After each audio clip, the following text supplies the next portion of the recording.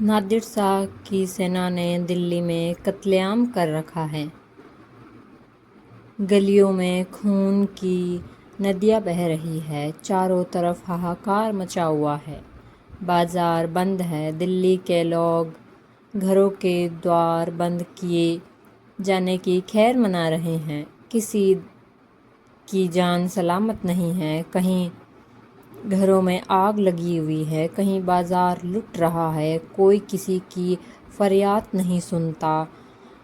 رئیسوں کی بیگمیں محلوں سے نکلی جا رہی ہیں اور ان کی بے حرمتی کی جاتی ہے۔ ایرانی سپاہیوں کی رکت پیپاسا کسی طرح نہیں بجھتی۔ مانو ہردے کی کرورتا، کٹھورتا اور پیشاچکتا اپنا وکرالتم روپ دھارن کیے ہوئے ہے۔ اسی سمے نادر شاہ نے بادشاہی محل میں پرویش کیا۔ دلی ان دنوں بھوگ ولاس کی کیندر بنی ہوئی تھی۔ سجاوٹ اور تکلف کے سامانوں سے رئیسوں کے بھون بھرے رہتے تھے۔ استریوں کو بناو شرنگار کے سوا کوئی کام نہ تھا، پروشوں کو سکھ بھوگ کے سوا کوئی اور چنتا نہ تھی۔ راجنیتی کا استھان شعر و شاعری نے لے لیا تھا۔ سمست پرانتوں سے دھن کھینچ کھینچ کر دلی آتا تھا اور پانی کی بھانتی بہایا جاتا تھا۔ ویشیاؤں کی چاندی تھی، کہیں تتروں کے جوڑ ہوتے، کہیں بٹیروں اور بلبلوں کی پالیاں ٹھنتی تھی۔ سارا نگر ولاس ندرا میں مگن تھا۔ نادر شاہ شاہی محل میں پہنچا تو وہاں کا سامان دیکھ کر اس کی آنکھیں کھل گئیں۔ اس کا جنم دردر گھر میں ہوا تھا، اس کا سمست جیون رن بھومی میں ہی کٹا تھا، بھوگ ولاس کا اسے چسکا نہ تھا۔ کہاں رن چھیتر کے کشٹ اور کہاں یہ سکھ سامراجیہ، جدھر آنکھیں اٹھتی تھی ادھر سے ہٹنے کا نام نہ لیتی تھی۔ سندھیا ہو گئی تھی۔ نادر شاہ اپنے سرداروں کے ساتھ محل کی سیر کرتا اور اپنی پسند کی چیزوں کو بٹورتا ہوا دیوان خاص میں آ کر کارچوبی مسند پر بیٹھ گیا۔ سرداروں کو وہاں سے چلے جانے کا حکم دیا، اپنے سب ہتھیار کھول کر رکھ دیے اور محل کے داروغہ کو بلا کر حکم دیا، میں شاہی بیگموں کا ناچ دیکھنا چاہتا ہوں، تم اسی وقت ان کو سندر وسترابھوشنوں سے سجا کر میرے سامنے لاؤ۔ خبردار، ذرا بھی دیر نہ ہو، میں کوئی عذر یا انکار نہیں سن سکتا۔ داروغہ نے یہ نادر شاہی حکم سنا تو ہوش اڑ گئے۔ وہ مہیلائیں جن پر کبھی سوریہ کی بھی درشٹی نہیں پڑی، کیسے اس مجلس میں آئیں گی؟ ناچنے کا تو کہنا ہی کیا، شاہی بیگموں کا اتنا اپمان کبھی نہ ہوا تھا۔ ہاں، نرپشاچ دلی کو خون سے رنگ کر بھی تیرا چت شانت نہیں ہوا، مگر نادر شاہ کے سمکھ ایک شبد بھی زبان سے نکلنا اگنی کے مکھ میں کودنا تھا۔ سر جھکا کر آداب بجا لایا اور آ کر رنیواس میں سب بیگموں کو نادر شاہی حکم سنا دیا۔ اس کے ساتھ ہی یہ اطلاع بھی دے دی کہ ذرا بھی تامل نہ ہو، نادر شاہ کوئی عذر یا حیلہ نہ سنیں گے۔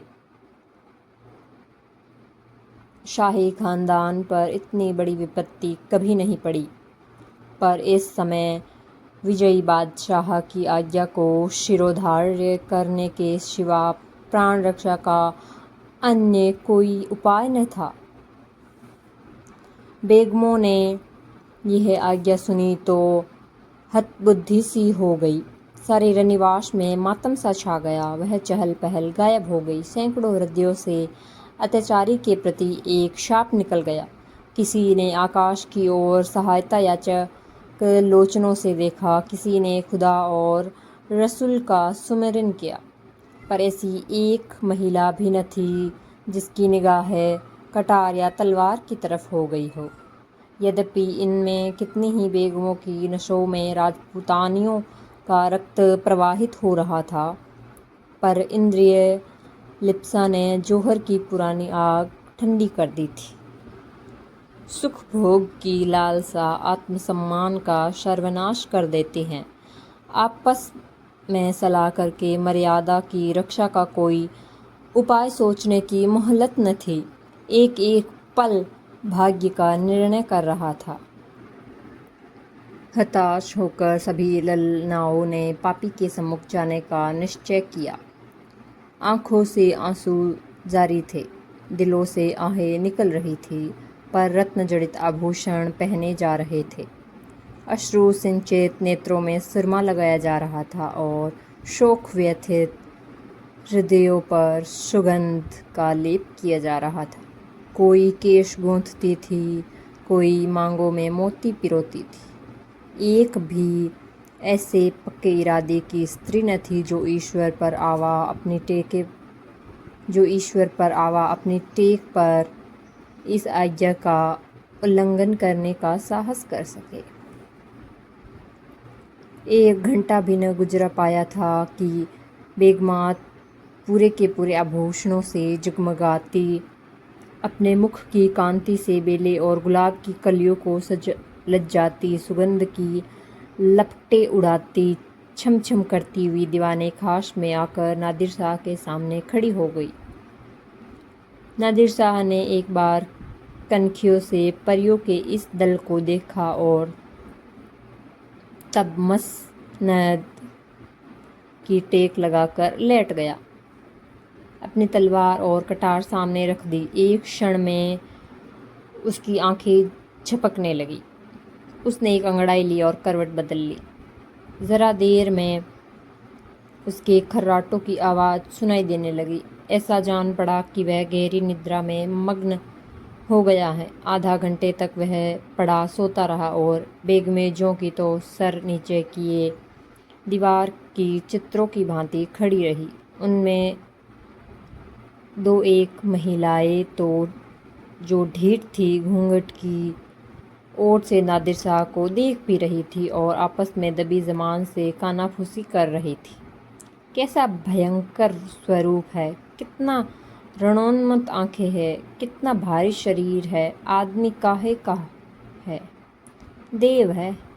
سہسا نادر شاہ کی آنکھیں کھل گئیں۔ پریوں کا دل پورووت کھڑا تھا۔ اسے جاگتے دیکھ کر بیگموں نے سر نیچے کر لیا اور انگ سمیٹ کر بھیڑوں کی بھانتی ایک دوسرے سے مل گئی۔ سب کے دل دھڑک رہے تھے کہ اب یہ ظالم ناچنے گانے کو کہے گا، تب کیسے کیا ہوگا، خدا اس ظالم سے سمجھے، مگر ناچا تو نہ جائے گا، چاہے جان ہی کیوں نہ جائے، اس سے زیادہ ذلت اب نہ سہی جائے گی۔ سہسا نادر شاہ کٹھور شبدوں میں بولا، اے خدا کی بندیوں، میں نے تمہارا امتحان لینے کے لیے بلایا تھا اور افسوس کے ساتھ کہنا پڑتا ہے کہ تمہارا نسبت میرا جو گمان تھا وہ حرف بحرف سچ نکلا۔ جب کسی قوم کی عورتوں میں غیرت نہیں رہتی تو وہ قوم مردہ ہو جاتی ہے۔ دیکھنا چاہتا تھا کہ تم لوگوں میں کچھ غیرت باقی ہے یا نہیں، اس لیے میں نے تمہیں یہاں بلایا تھا۔ میں تمہاری بے حرمتی نہیں کرنا چاہتا تھا، میں اتنا عیش کا بندہ نہیں ہوں، ورنہ آج بھیڑوں کے گلے چراتا ہوتا۔ نہ اتنا حوش پرست ہوں، ورنہ آج پارس میں سرود اور ستار کی تانیں سنتا ہوتا، جس کا مزہ میں ہندوستانی گانے سے کہیں زیادہ اٹھا سکتا ہوں۔ مجھے صرف تمہارا امتحان لینا تھا۔ مجھے یہ دیکھ کر سچا ملال ہو رہا ہے کہ تم میں غیرت کا جوہر باقی نہ رہا۔ کیا یہ ممکن نہ تھا کہ تم میرے حکم کو پیروں تلے کچل دیتی۔ جب تم یہاں آئی تو میں نے تمہیں ایک اور موقع دیا، میں نے نیند کا بہانہ کیا۔ کیا یہ ممکن نہ تھا کہ تم میں سے کوئی خدا کی بندی اس کٹار کو اٹھا کر میرے جگر میں چبھا دیتی؟ میں کلام پاک کی قسم کھا کر کہتا ہوں کہ تم میں سے کسی کو کٹار پر ہاتھ رکھتے دیکھ کر مجھے بے حد خوشی ہوتی۔ میں ان نازک ہاتھوں کے سامنے گردن جھکا دیتا، پر افسوس ہے کہ آج تیموری خاندان کی ایک بیٹی بھی یہاں ایسی نہیں نکلی جو اپنی حرمت بگاڑنے والے پر ہاتھ اٹھاتی۔ اب یہ سلطنت زندہ نہیں رہ سکتی، اس کی ہستی کے دن گنے ہوئے ہیں، اس کا نشان بہت جلد دنیا سے مٹ جائے گا۔ تم لوگ جاؤ اور ہو سکے تو اب بھی سلطنت کو بچاؤ، ورنہ اسی طرح ہوس کی غلامی کرتے ہوئے دنیا سے رخصت ہو جاؤ گی۔